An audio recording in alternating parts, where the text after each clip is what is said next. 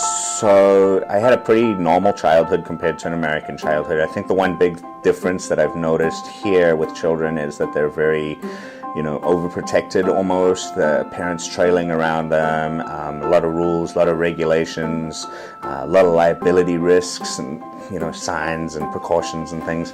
So I think in South Africa maybe we were a little more free. There weren't that many rules and regulations around things. But yeah, otherwise it wasn't that much different. We spent a lot of time outside. The focus was on sport, being active. The focus was not on technology. We didn't have a lot of technology in South Africa, especially growing up when I did in the 80s. And so yeah, we just spent a lot of time outside. But I think that still happens here in America too, so not very different.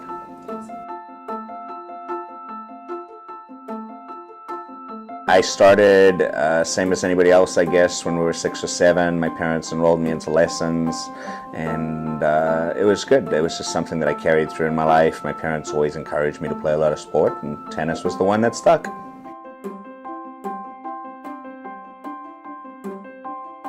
Initially, I was engaged to an American girl. I had to get a fiancé visa to come over here.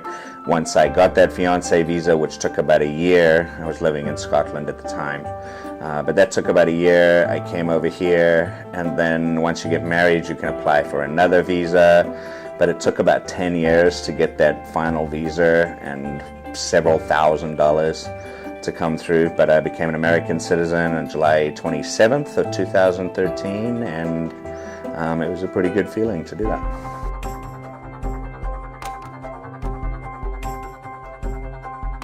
So the main difference, I guess, between tennis in South Africa and America is funding, really. It seems like in America there's always funding. Look at the college that we're in now. We've got some of the best facilities with the best courts and one of the greatest programs. This is not common or typical to South Africa at all.